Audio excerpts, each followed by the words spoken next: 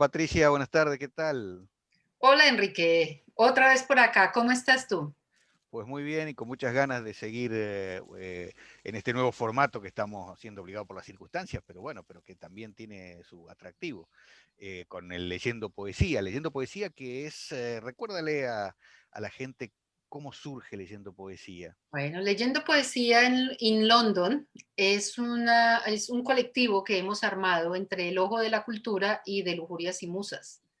Nosotros nos hemos unido para hacer esta pantalla en la que ayudamos a todos los escritores de habla hispana que viven en Londres y que necesiten visualización. Nosotros queremos que sean reconocidos y conocidos y les estamos en este nuevo formato que tenemos en Leyendo Poesía, los estamos invitando a presentar sus obras que han escrito. Así es como hace un mes tuvimos nuestro primer invitado, Alfonso Montilla, y hoy tenemos una nueva invitada que la dejo en tus manos. Muy Eh, bien. Les quiero agradecer a todo el público, a todos los que nos han escrito y han estado con nosotros. Y sí, a ver cómo nos va con nuestra nueva invitada. Bueno, nuestra poeta de hoy va a ser Javiera Ringelin, que es de nacionalidad chilena, aunque nació en Asunción del Paraguay, por cuestiones que en algún momento ella nos contará.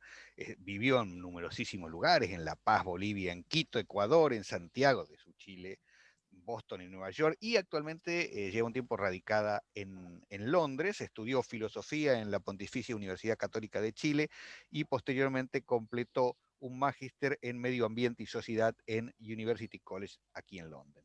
Trabaja actualmente como investigadora sobre bosques y responsabilidad socioambiental y es profesora de español y literatura. Participa de los talleres Greenwich Mean Time, Greenwich Poetry Workshop y Lujurias y Musas. Su poesía en español ha sido galardonada con el 32, premio Voces Nuevas de la editorial española Torremosas y ha sido publicado por la misma editorial. Y su primer libro, Alba, que no es el único que tiene escrito, y de eso también vamos a hablar en el transcurso de este programa, es el libro del que nos vamos a ocupar hoy con Javiera Ringelin, a la que ya le damos las buenas tardes. Muchas gracias, Enrique, por esa introducción y Patricia y a ambos por esta invitación. La verdad, lo pasé muy bien en las lecturas de Leyendo Poesía en London. Lo he hecho mucho de menos y me encanta que me hayan invitado en este nuevo formato. Trae gran esperanza y alegría en estos tiempos tan extraños. Espero que no pase mucho tiempo hasta que podamos volver a aquellas lindísimas reuniones que teníamos presenciales, con nuestro vinito al final, que también tiene lo importante, y esa socialización que permite y que reemplazamos en la manera que podemos con este formato a través de online, pero bueno, nunca será lo mismo que vernos en persona, que sentirnos, que hablarnos, que tocarnos. Eh, para hablar de la poesía de Javiera y en particular de este libro que vamos a presentar hoy, de Alba, hemos convocado a alguien que tiene gran sutileza para hablar de la poesía y que nos va a dedicar un comentario antes de empezar la lectura. Se trata del crítico colombiano Juan Toledo, nuestro amigo Juan Toledo, que al que le voy a ceder a continuación la palabra para que hable de este libro. Juan, todo tuyo. Gracias, Enrique. Creo que la mejor forma en la cual yo puedo hacerle justicia al libro Alba de Xaviera Ringelin es leer la reseña que escribí para la revista Perro Negro, una reseña que escribí hace unos meses, pero que realmente la siento como algo propio, en el sentido de la lectura y el placer que me dio la lectura de sus poemas. Perro Negro es una revista bilingüe, digital, publicada aquí en Londres con la ayuda de amigos y de muchas otras personas más, en la cual la poesía ocupa un papel importante y en donde tratamos de leer libros de poesía de manera crítica. En todo caso, la reseña dice así. Se titula Remolinos de viento y de sangre, y es a raíz de la publicación de ese poemario Alba. En la República, Platón castiga a Homero por mofarse de los dioses y a los actores por tener la capacidad de representar una realidad inexistente. Para él, filósofo antidemocrático por excelencia y creador de la doctrina religiosa, poetas y actores no eran de confiar, pues tenían la facultad de corromper las mentes de los jóvenes atenienses. Quizá muchos no se percaten, pero existe una relación cercana entre la filosofía y la poesía. Pero la poesía que vale la pena leer, debemos agregar diligentemente.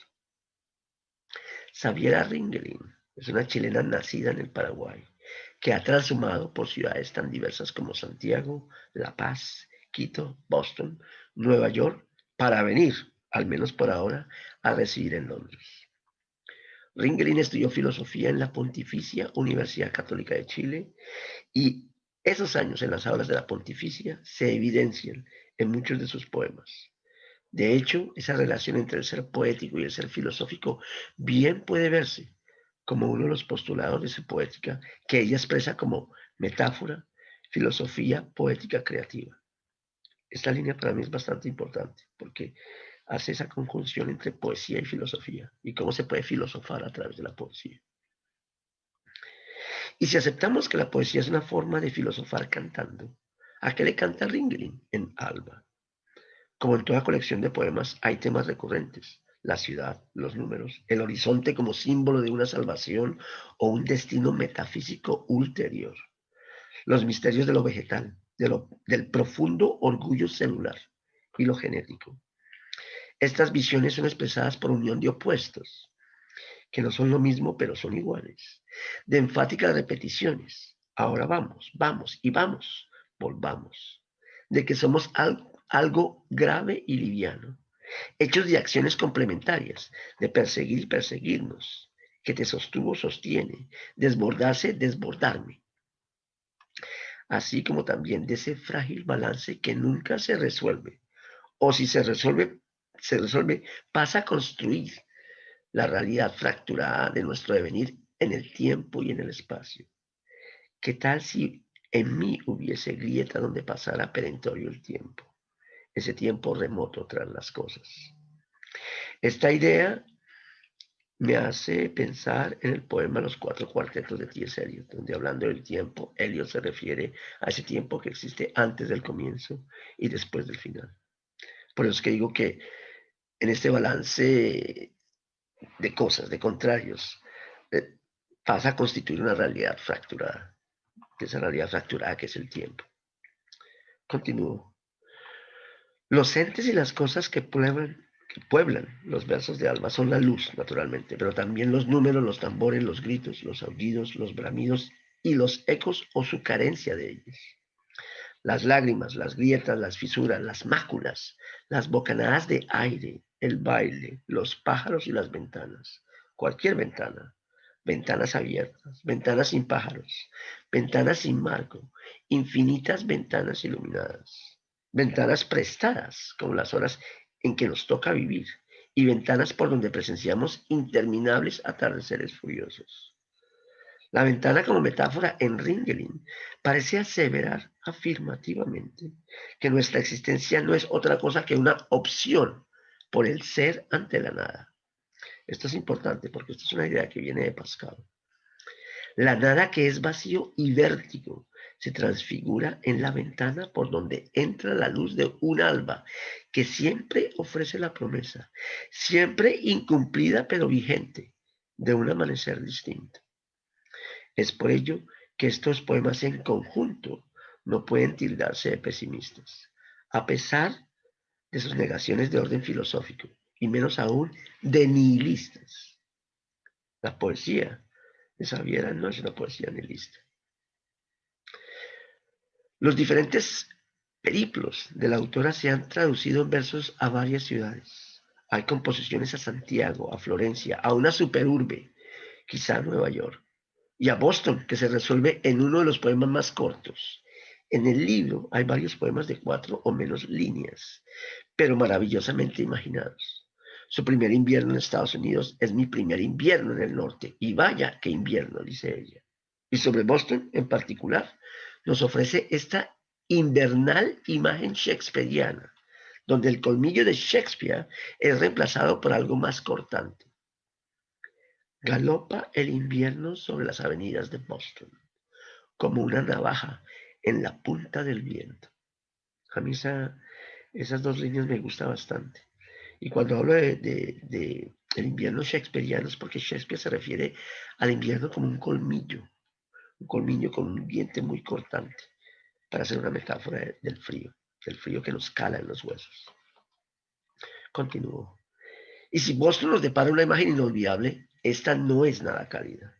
Las urbes descritas en el alba son inhóspitas, geometrías deshumanizadas. Ni siquiera la pintoresca Florencia de cintura bruñida y garganta de acrílico, silueta del espacio baldío, se salva de tal visión. Santiago, por ejemplo, en alusión a su topografía, es una bestia respirando al pie de los montes. Y su superurbe es un lugar de agua sin luz, ni vida, ni dioses, donde los edificios rasguñan el cielo y las luces asesinan las estrellas. No obstante, Ringling no insulta la inteligencia de sus lectores tratando de contraponer una maniquea y falsa idealización de un mundo incoherentemente bucólico. Sí, ella nos ofrece la idea de un campo paradisiaco en las aldeas y en las praderas y en las campiñas. Algunos de los versos y poemas más abstractos tienen que ver con números. Es una de sus preocupaciones poéticas, personalmente para mí más interesantes y singulares, ya que no muchos autores abordan el tema de las matemáticas en la poesía.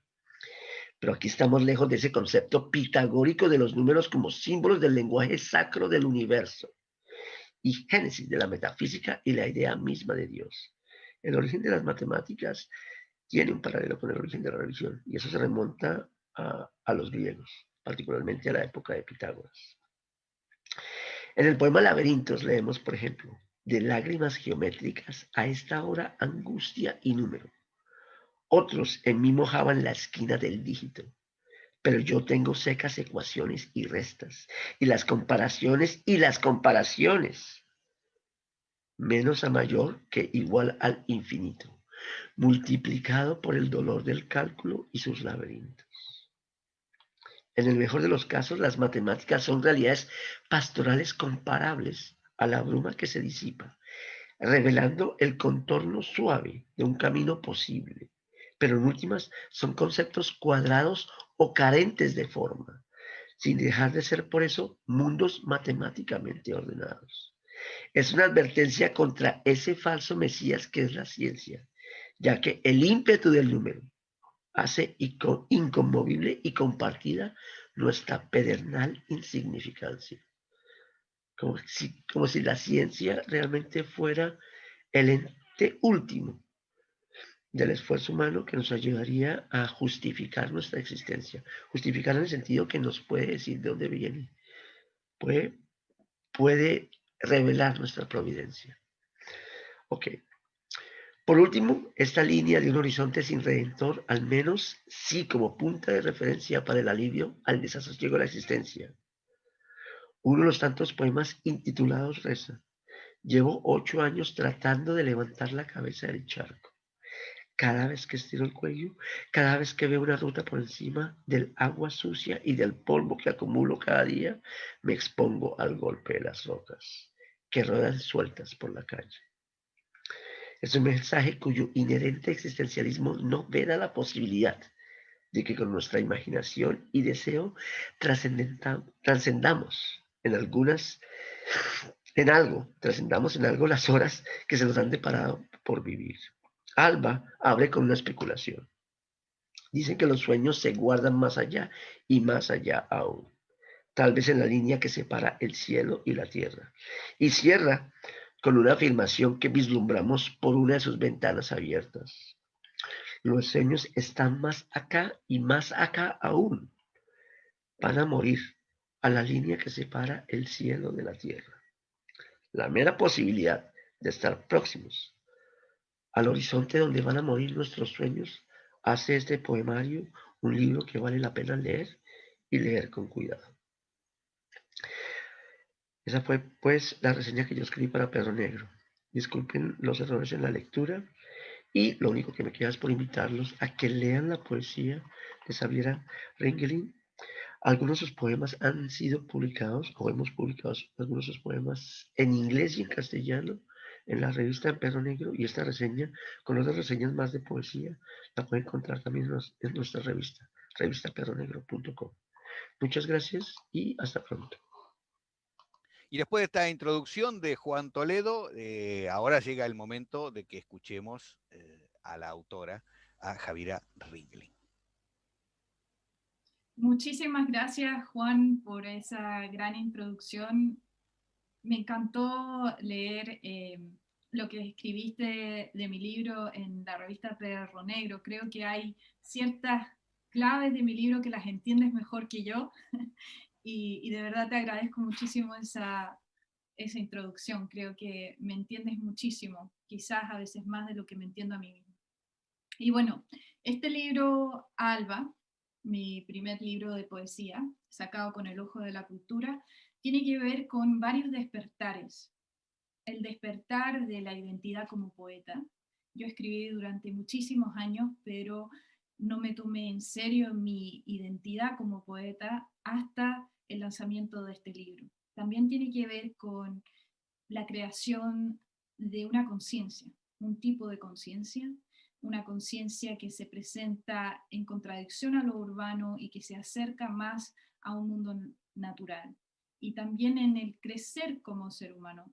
Este poemario es corto, pero recoge poemas que son del 2019, junto con poemas que son del 2001, por ejemplo. Entonces es un recorrido por la conciencia humana y mi conciencia como poeta. Entonces me gustaría empezar con el poema con que empieza el libro y también el poema con que termina. Ambos poemas dibujan un horizonte que tiene que ver con este camino de forjar una conciencia.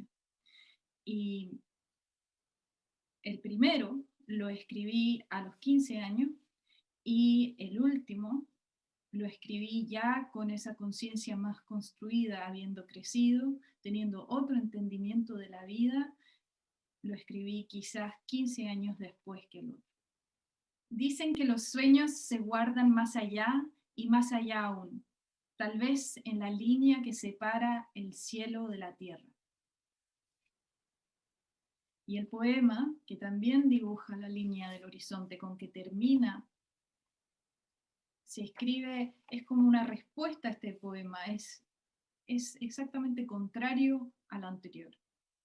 Y dice así: los sueños están más acá y más acá aún. Van a morir a la línea que separa el cielo de la tierra. Y estos poemas tienen que ver con cómo uno se plantea con estas proyecciones que uno se hace y la importancia de proyectarse desde lo que uno tiene, que sería la conciencia adquirida hacia el final del libro. Si uno no acepta su inmensa mediocridad, básicamente no hace nada. Y es esa adquisición de esa conciencia que yo quise reflejar en estos dos poemas que empiezan y terminan el libro. Y siguiendo, creo que me gustaría leer aquel poema que explica un poquito el libro y sobre todo este despertar de la conciencia como poeta. La larga noche de la ausencia, más de 20 años bajo la superficie, palpitando, palpitando, palpitando, bebiendo de sí, dividiendo la ameba de un alma sin esquinas, hasta que el sol rompa a su paso el cascarón del horizonte, hasta que su luz desnude los jardines del verso. Ahora estridente e irreversible, el alba. Es un asunto con alas, un asunto que cifra el aeronauta, y los recovecos donde se escondían los peces son ahora praderas abiertas desde las cuales la tierra dispara a sus pájaros. Alba. Y contra este, digamos, despertar, esta nueva conciencia, también se contrapone un proceso de autonegación, de autoflagelación, si se quiere, la duda, el confrontarse con la propia mediocridad y sobre todo por las imposiciones de la sociedad. Estos son poemas que yo escribí en momentos de desempleo, por ejemplo, en que uno no necesariamente se contacta con su verdadera conciencia, sino con esas mediciones numéricas que te hace la sociedad en cuanto a lo que ganas, en cuanto a lo que puedes hacer o no hacer. Y me encanta leer estos poemas ahora porque me acompañan mucho, porque ahora también, como muchísimas otras personas, también estoy desempleada nuevamente. Y, y a pesar de que son bastante sufridos, es bonito sacar la frustración en algo. La poesía en ese sentido puede ser muy sanadora. El primero se trata sobre esta lucha, ¿no? Llevo 8 años tratando de levantar la cabeza del charco. Cada vez que estiro el cuello, cada vez que veo una ruta por encima del agua sucia y el polvo que acumulo cada día, me expongo al golpe de las rocas que ruedan sueltas por la calle. Hoy me laceró la frente una piedra blanca y verde de bordes suaves. De nuevo estoy manchando el charco con mi sangre, alimentando malignos insectos acuáticos que cuentan la historia de cada uno de mis fracasos. No me queda más que sanar desde la mugre, desde mi poza de lágrimas añejas, sanar desde cada una de mis pequeñas ruinas y volver a estirar el cuello mañana. Y en esto de buscar trabajo, a veces lo peor de todo es la espera, ¿no? Cuando uno ha tenido una entrevista y viene la tortura, porque no importa cuán buena la entrevista, siempre, y en la mayoría de los casos, bueno, en mi experiencia por lo menos, viene acompañada de un no o un silencio, que es peor. Lo peor es la espera. 4, 7 y 100 veces contra la pared. 4, 7 y 100 veces esperando sentir el filo del puñal sobre la superficie de mi espalda, donde apenas asoman 2 adolescentes alas. Y hay hadas de las cuales no puedo deshacerme de aguardar el alivio del viento marino no puedo. 4, 7 y 100 veces pensando, todavía es posible. 4, 7 y 100 veces contra la pared. Lo peor es la espera. Magníficos poemas los tuyos, Javiera, bueno, como ya lo sabemos, ya hemos leído el libro largamente.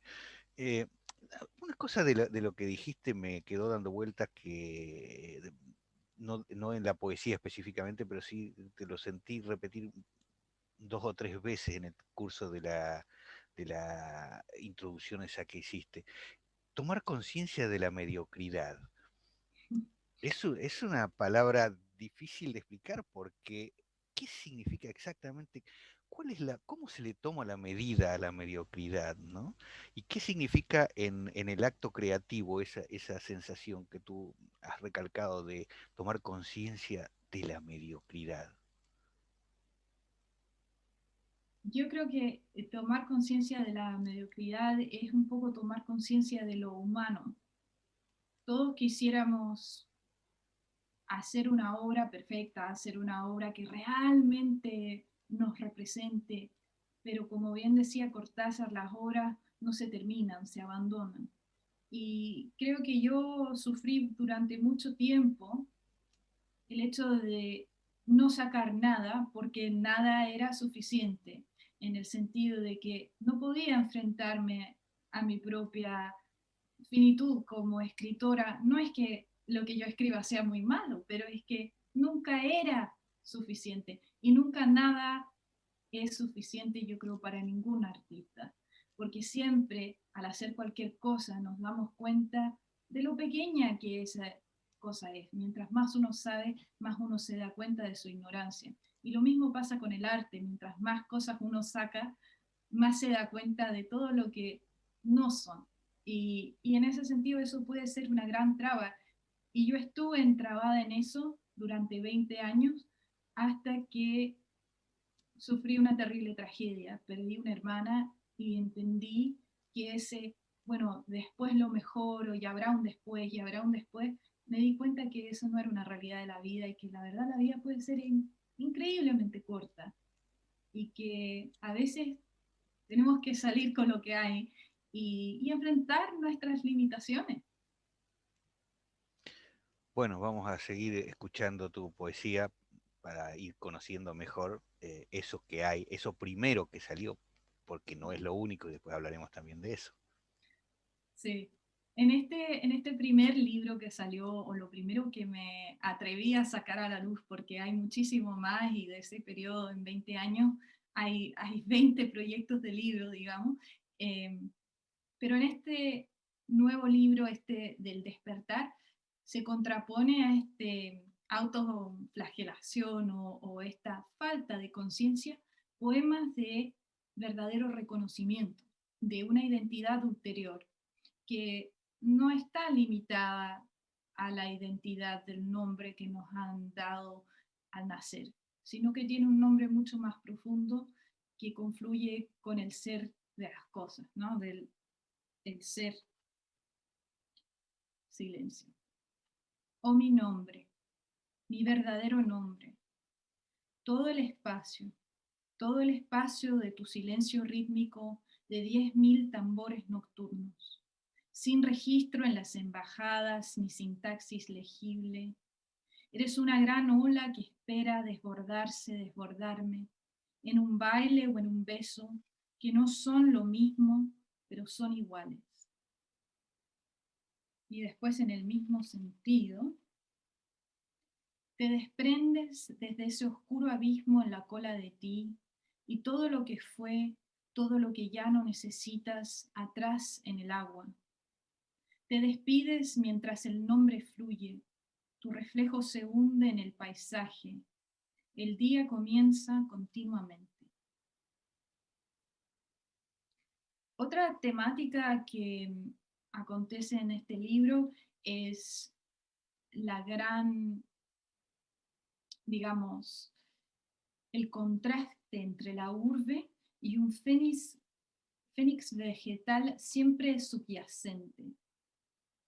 Y sobre todo con estas grandes urbes en sociedades neoliberales, digamos, este gran desarrollo, la explosión urbana. Esto es algo que yo viví de pequeña en Santiago y sobre todo cuando me tocaba mucho andar en auto, sentí un gran contraste entre lo que yo verdaderamente era y esta gran urbe, y lo que la naturaleza verdaderamente era y esta urbe. Santiago.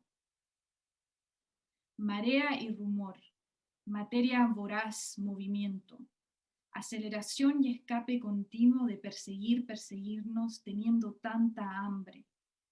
Una bestia respirando a los pies de los montes, ensuciándose, reproduciéndose, ahondando en sí.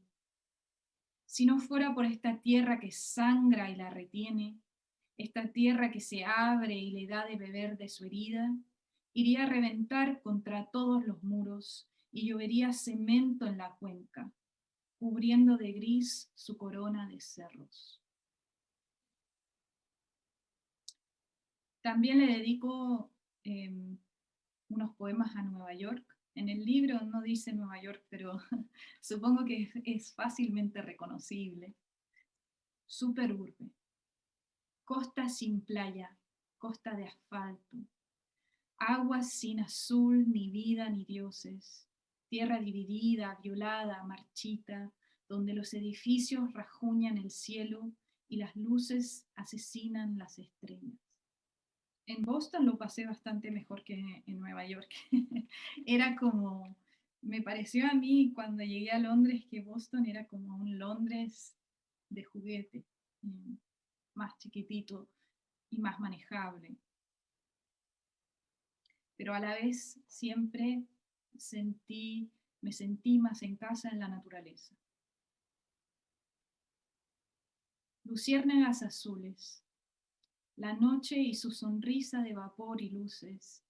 Distantes nos perdemos en un mar de redes detrás de los ojos.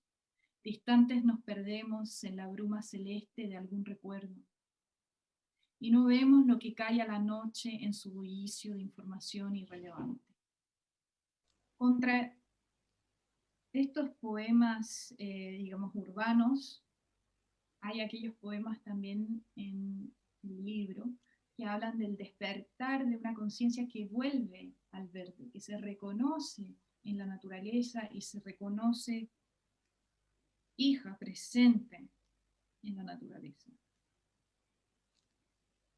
Cuando vivía en Chile, algo que he hecho muchísimo de menos era la cordillera y el sentir que sí, uno estaba en una urbe sucia que se estaba multiplicando, pero la naturaleza estaba allí a lo lejos, estaba presente. Uno podía escaparse en ella. El fénix vegetal estaba siempre por debajo, siempre en las esquinas. Y este poema tiene que ver con eso, con escaparse a ese fénix vegetal todavía de alguna forma presente. Parto por cerrar los ojos y abrir alguna otra puerta. Me llaman los bosques a esta hora. Me llaman por mi verdadero nombre. No hay palabras en los bosques, solo el grito. No hay conceptos en los bosques, solo el grito. El grito es una ventana sin marco. El grito te atraviesa y te destruye la idea. Es un río sin caudal que barre a su paso el pensamiento.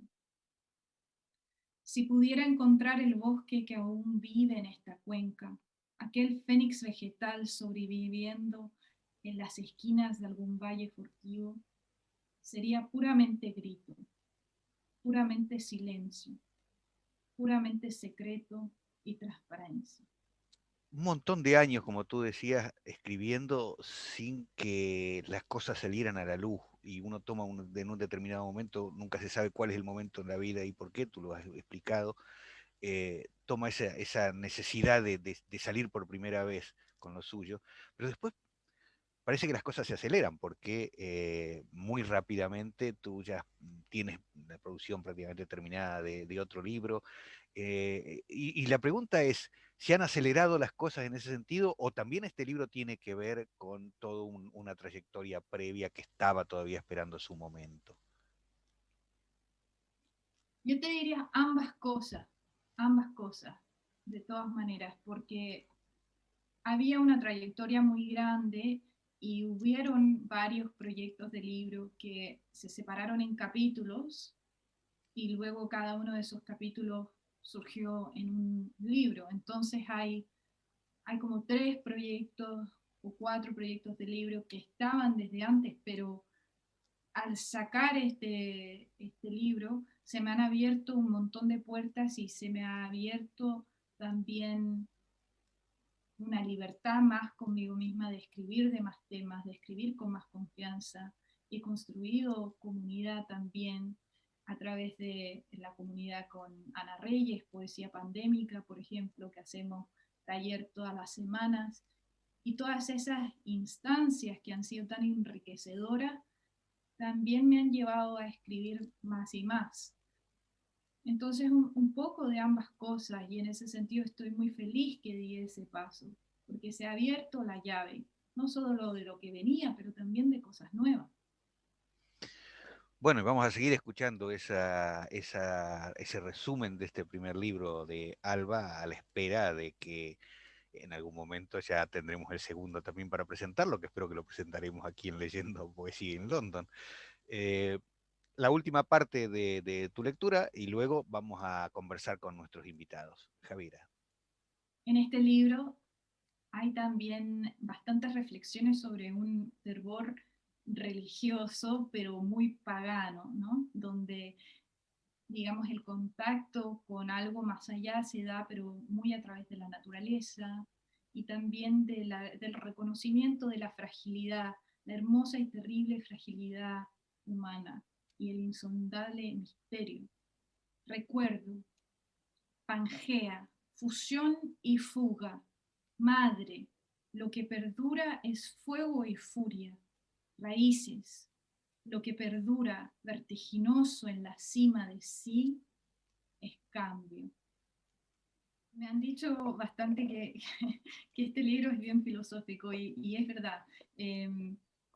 muchas son reflexiones sobre lo que es ser, la identidad, y la identidad como ser finito en el mundo.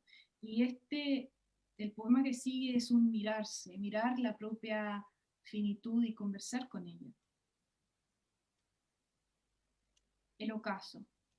La primera luz y la última, diferentes solo en dirección el principio.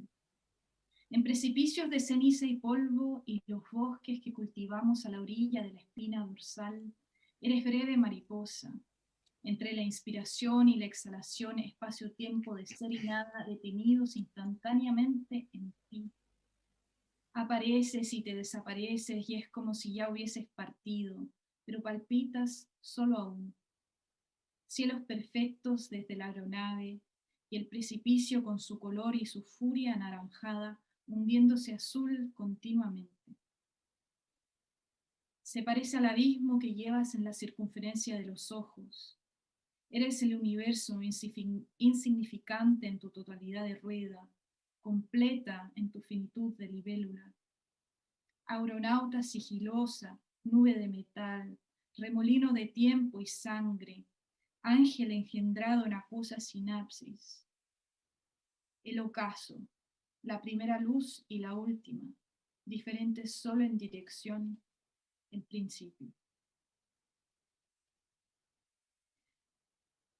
Hay pocos poemas de amor en este libro, pero hay algunos. Y quisiera terminar con esa nota. Hay un par aquí. Uno llega a amar por accidente, por mala o buena suerte, y entre las olas se queda, y entre las olas se ahoga, y entre las olas pega un grito que dibuja para siempre la línea de un horizonte, de un imposible permanente. Por los siglos de los siglos revolcándonos, estirando los brazos, revolcándonos. Amén. Y el siguiente que tiene que ver, digamos, quizás más con la pasión que con el amor. Soñamos amarillos violentos, piernas distantes una de la otra. Soñamos bailes insólitos oscuros, donde la sangre se vierte, se mezcla, se bebe. Los días se sumergen bajo los sueños y los sueños nos cavan pequeños, imperceptibles agujeros en la cordura. De pronto despiertos, en irreprensibles departamentos blancos, aullamos de gusto. Bueno, y ahora sí, vamos todos en presencia de nuestros invitados, ya nos estamos viendo todos los invitados que tenemos hoy para participar de esta edición de Leyendo Poesía en London, donde estamos presentando Alba, el libro de Javiera Ringelin, y por supuesto llega el momento en que todos ustedes pueden hacerle sus preguntas o lo que quieran hablar con Javiera. Patricia va a tener la responsabilidad de conducir esta parte de la programación, así que es a ella que le tienen que pedir permiso. Patricia, te dejo. Por fin me dio permiso. Eso nos ganamos las mujeres, y eso que somos mayoría hoy. Ya tengo el permiso. Javiera, a mí me fascina tu poesía. Bueno, eso ya lo sabemos, ¿no? Eso lo tenemos claro las dos. Pero no solo la manera en que escribes la poesía, sino tu forma poética de hablar de ti y la forma poética de hablar de lo que tienes. Me gusta mucho cuando dices en una de las presentaciones que vas a empezar de un poema y dices que este más o menos te habla de fervor religioso, pero más pagano. Creo que con eso ya tengo yo para titular todo un capítulo. Y te agradezco mucho que nos hayas aceptado venir y muchísimas gracias por traernos tu poesía y tu alma, porque de alguna manera siento que a medida que hablas de tu poesía, hablas de ti y de tu alma, es como si la desnudaras. Me gusta, te agradezco. Antes de darle la palabra a todas estas personas que están ansiosísimas de preguntarte cosas, yo quiero preguntarte por el libro que tienes en este momento en camino, este libro que ya tiene título, que ya es un hijo, y lo llamaste de una manera muy hermosa también, es muy poético. Sé que se llama Vientre. ¿Nos puedes dar un adelanto un poquito de tu nuevo libro que aún no está, pero sé que ya está a punto? Muchas gracias. Sí, vientre es lo que viene y es un poco lo que me guardé antes de sacar este libro, Alba. Me gustó partir con algo filosófico. Yo estudié filosofía y me parece bien partir por las bases filosóficas y después ir con lo que viene, ¿no? Y Vientre es un libro muy rasgado y muy desde la experiencia personal y muy, en cierto sentido, autobiográfico, pero no completamente, obviamente. Y es un libro muy importante para mí. Quizás algunos dicen que viene mi mejor material ahí. Es un libro extremadamente honesto y donde ya no flotan las ideas, digamos, en el éter, sino que escribiendo desde el dolor personal y desde la vivencia como mujer en Chile, como mujer en mi familia eh, y desde una cierta parte de la sociedad. Bueno, pues muchas gracias, de verdad. Vamos a esperar ansiosos y ya sabes que tienes un escenario en Leyendo Poesía en London, que por ahora seguirá siendo virtual, pero se llegará el momento que lo acompañaremos con vino y con abrazos como suele ser nuestras reuniones de Leyendo Poesía en London. Estoy feliz de todos los invitados que tenemos hoy y quiero darle la palabra a Betty.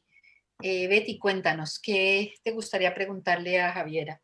Sí, Javiera, bueno, ya sabes que tu libro me encanta, ya lo hemos hablado antes, y siempre es un placer escucharte leerlo y explicar, digamos, cuáles han sido las motivaciones, cuáles son las motivaciones que están por detrás de esta poesía, ¿no?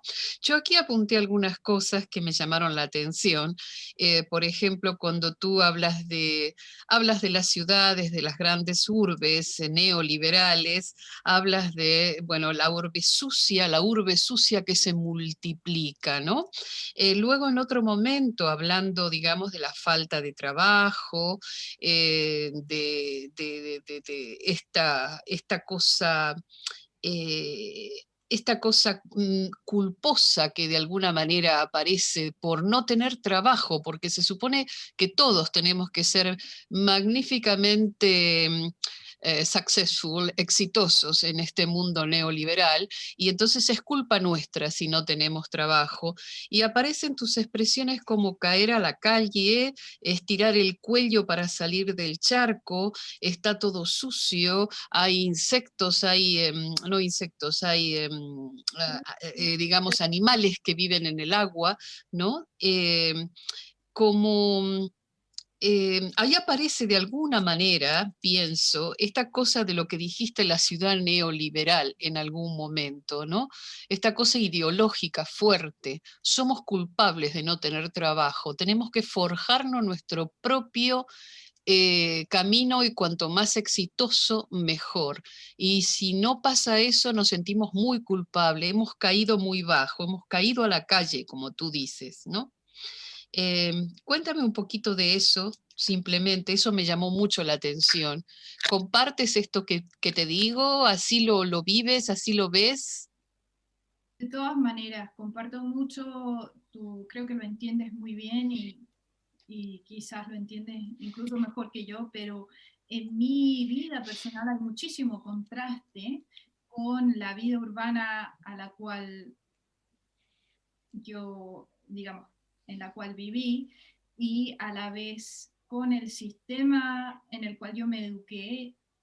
Fui a un colegio extremadamente de derecha y me cultivaron un individualismo del cual yo no necesariamente me siento parte y crecí imbuida de ideas políticas y de ideas sociales y de formas de entender lo que era ser una mujer con las cuales yo quise reaccionar y que no me parecieron bien, pero a la vez viven en mí. Entonces ese contraste, esa lucha entre ideas de identidad como ser útil en la vida, que se gana la vida individualmente, que no depende de los demás, todo eso convive en mí con la idea de que hay otras formas de de aceptarse a uno mismo. Hay otras formas de valoración que son más importantes. Y ese conflicto se da a conocer en el libro. Y están tanto las sombras como las ideas más profundas que luego te permiten vivir y ser feliz, digamos, está ese camino. Gracias, gracias. Muchas gracias. Soraya, tienes la palabra. Ok, muchas gracias. ¿Qué tal, Javiera? Bueno, felicitarte por el poemario también y gracias por la invitación. Bueno, como tú nos decías, bueno, y el poemario tiene delirios de naturaleza y filosofía que se entrelazan, ¿no? Están presentes en lo largo de este periodo que tú comentas que es más o menos como 20 años. Pero haciendo una retrospectiva, interpretando, o sea, las diferentes facetas de tus líneas, ¿cómo ha evolucionado tu poesía en cuanto a la forma de escribir o técnica o inspiración que tienes? Esa es una muy buena pregunta y yo creo que definitivamente hay una evolución en este solo libro, pero también hay una mirada hacia el pasado. O sea, yo tomé poemas que escribí a los 15 años, algunos están textuales, pero otros los reeditado. Lo que se ha forjado en mí es mucho lo que trabajamos en el taller de poesía pandémica, que es quizás cuando yo era muy joven escribía un poema y lo dejaba ahí. Hoy en día soy capaz de recoger ese poema y darle un final mejor, quitarle la grasa y dejarlo de una forma que yo creo que envejece mejor. Yo traté con los poemas que están escritos en este libro de revisarlos todos desde esta mirada que tengo ahora más como adulta, digamos. Algunos pasaron ese filtro, otros no, pero sí, en la evolución de mi persona como poeta, te puedo decir que yo he aprendido a editar mi propio trabajo y a darle un punto final con el cual yo me siento en paz. Me gustó mucho eso. He aprendido a editar mi propio trabajo y a quedar en paz. Muchas gracias. Bueno, Denise, estamos listos para tu pregunta. Gracias. Voy a ser un poquito rebelde y voy a hacer 2 preguntas chiquititas en vez de una. No, te sacamos del programa. Bienvenida. Son tan chiquititas. Entonces, bueno, una pregunta. Primero, gracias, Javiera. Tu libro me acompaña siempre. Sí, lo tengo muy, muy cerca porque lo leo cuando quiero recordar esa conexión genuina, cuando quiero ver esa conexión genuina que tú tienes y que es una inspiración, digamos, para las personas que escribimos, ¿no? Es esa conexión con la naturaleza, con el mundo, ese desnudarse cuando escribes, entonces eso se percibe y es muy lindo, gracias por eso. Tú mencionabas en tu presentación dijiste algo como que sí has vivido en urbes, en ciudades, pero tú perteneces a la naturaleza. Esa es una primera pregunta, si nos podrías contar un poco, expandir un poco en esa idea que planteaste.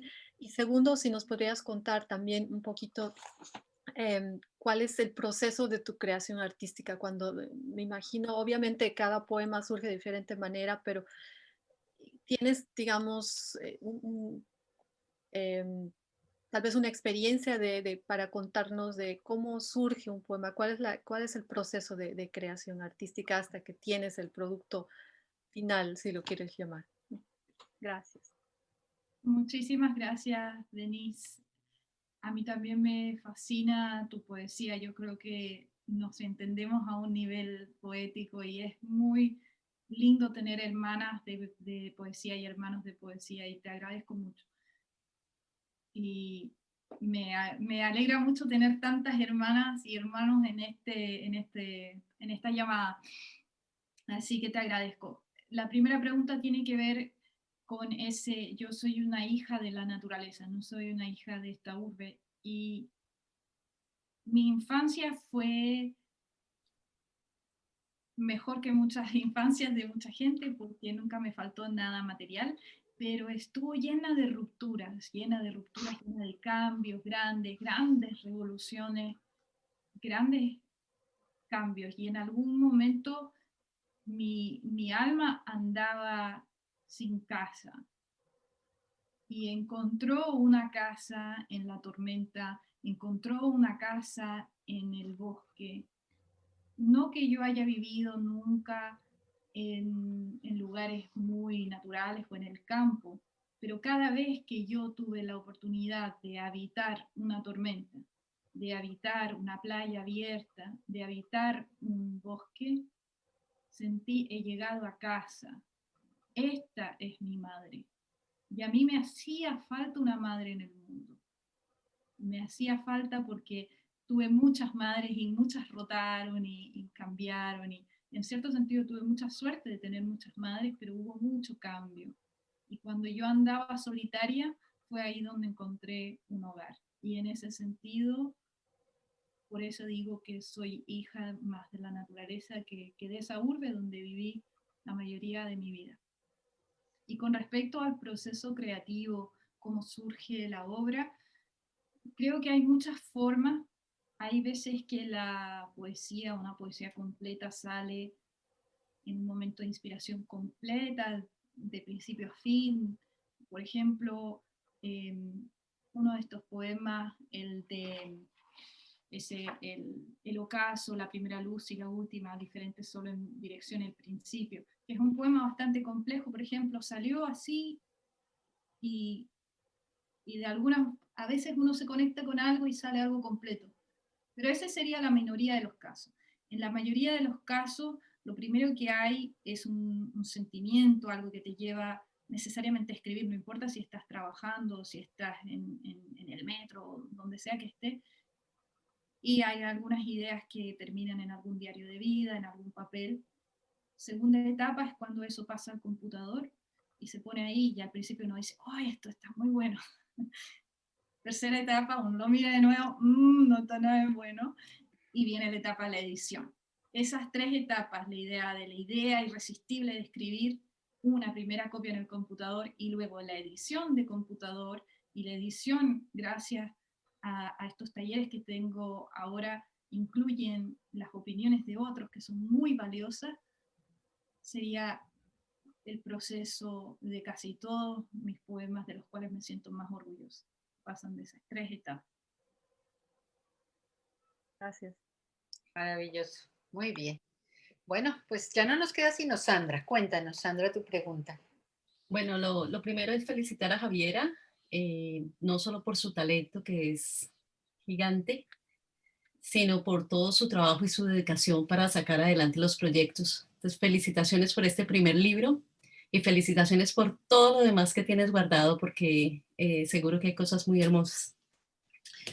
Yo trato de escribir mucho poesía social, pero yo encuentro en tu poesía muchísimo de poesía social. A pesar de que escribes de una manera muy elegante, a mí me encantan las metáforas que usas, la forma en que la trabajas, pero escribes unas cosas que son profundamente sociales. Siempre estás cuestionando la producción, el sistema económico, las ciudades, el problema natural, etc. Quería preguntar si en Vientre, si vamos a encontrar mucha poesía feminista. Actually, eso es lo que estoy esperando, ¿no? Como esa conexión con lo feminista también, que sé que seguramente está, y bueno, y con toda esa tendencia también de poesía natural que se ha desarrollado recientemente a nivel mundial. Entonces, esa era la pregunta. Muchas gracias, Sandra, por tu pregunta, y de nuevo muchas gracias a los comentarios de todos y todas. De verdad que para mí tenerlas y tenerlos aquí es muy especial.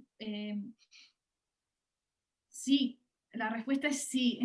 Vientre viene cargado de la rabia y de lo terrible que fue para mí crecer como mujer en una sociedad extremadamente machista y con un padre que fue muy, muy buen padre en muchos sentidos, pero pucha, que no entendía nada de lo que era ser mujer y venía con un gran machismo. Entonces es cómo me hice mujer yo, cómo me hice de mi propio vientre, y cuenta la historia de lo que fue ser mujer para mí, que fue extremadamente rasgado. Hay poemas sobre cómo me llegaron mis primeras sangres, por ejemplo, y el proceso traumático que eso fue, porque yo me hice mujer en un momento en que me hizo falta una madre, y estuve en un contexto que fue muy difícil para mí hacerme mujer. Entonces, hay mucho, tanto de feminismo y de machismo en el libro, hay mucho que testifica situaciones que viví. Hay cosas inventadas también, no todo es digamos, desde la experiencia personal, pero el tema de la mujer es central. Y nuestra última intervención, a no ser que Ana decida algo, es de parte de Natalia. Tienes la palabra, Natalia. Bueno, a mí me gustaría felicitarte, Javiera, por esos poemas tan hermosos, y yo los encuentro muy existencialistas también. Bueno, mi pregunta es si tienes el recuerdo del primer poema o de la primera vez, ¿no?, que bajó de repente una imagen, un sentimiento. Y la segunda es cómo haces para escribir en Londres, con todo el estrés, con toda la locura, ¿no?, en la que te sumerge esa ciudad. Muchas gracias, Natalia. Lamentablemente recuerdo muy bien mi primer poema, que tenía que ver con el bosque, y tenía que ver con este hogar que encontré ahí, y era algo así como: me hundí en el bosque siguiendo la melodía, mientras en mí la noche caía, el canto del río guió mis pasos hasta que mis pies se tocaron con sus aguas cristalinas. Fue ahí que me vi desnuda y entera. Rimaba, era un poema del cual lo quiero mucho, pero también era un poema infante en cierto sentido, y quizás por eso me da un poco de vergüenza, pero también tenía mucha luz, y al final la poeta es la misma, las ideas son las mismas. Entonces le tengo mucho cariño a ese primer poema que escribí. Y vino como un canto, y fue muy, muy hermoso para mí, porque me di cuenta que tenía una compañía en mí, que era esa voz que salía en verso. En cuanto a la segunda pregunta, ¿cómo escribo en Londres? Algunos de mis mejores poemas para mí han surgido haciendo, yo trabajo mucho con data, ahora estoy buscando trabajo, pero mi último trabajo que tuve como por 3 años, trabajaba muchísimo con data, y a veces hacía algunas cosas que eran muy extremadamente aburridas, y me ponía música celta para hacer las cosas rápido. Y a veces los mejores poemas venían en momentos de profundo aburrimiento. Y a la mitad de estar haciendo un trabajo rápidamente, sale la libreta para el lado, y apenas surge la idea del poema, ponerlo al tiro en papel. Irse al baño si es necesario y poner el poema en papel. La idea inicial, que puede ser muy mala, pero eso es lo que a mí me permitió tener una vida llena de actividades, pero a la vez producir poesía, porque yo siempre tengo mi lápiz al lado, siempre tengo un papel, siempre tengo algo, y apenas surge la idea, la anoto. Las únicas veces en que pierdo poemas son en que me estoy quedando dormida y no alcancé a escribirlo. Pero generalmente yo estoy ahí con el lápiz listo en cualquier situación, en cualquier lugar, y aunque salga muy malo, lo pongo en el papel. Bueno, pues muchísimas gracias a todos los que nos acompañaron hoy. Realmente las preguntas muy valiosas, su compañía muy valiosa. el estar aquí con nosotros acompañando a la poeta. Muchísimas gracias. Y a la principal que tenemos que agradecer de la presencia, por supuesto, es a Javiera, que nos ha deleitado hoy con su poesía, y a la cual esperamos tener muy pronto de nuevo con su próximo libro, aunque sabemos que los procesos de un libro son lentos, pero bueno, eso también es bueno para no generarnos tanta ansiedad. Siempre recuerdo yo lo que me decía un escritor amigo, y lo repito constantemente: los escritores pretendemos que nuestra literatura sea para la posteridad, entonces qué apuro hay en publicar. Gracias, Javiera. Muchísimas gracias a ti, Patricia y Enrique, y a todos los que estuvieron aquí acompañándome. De verdad, significa muchísimo para mí. Escribí muchísimo tiempo en diálogo conmigo misma y ha sido el mejor regalo poder finalmente sentir que hay diálogo con tantos otros y darme cuenta que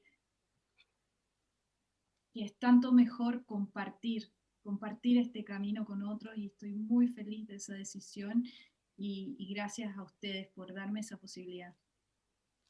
Gracias, Javiera, y a ustedes y a todos los que nos están viendo hoy a través del Facebook Live de Leyendo Poesía en London y del Ojo de la Cultura. Les recordamos que nuestra próxima cita es el 18 de enero.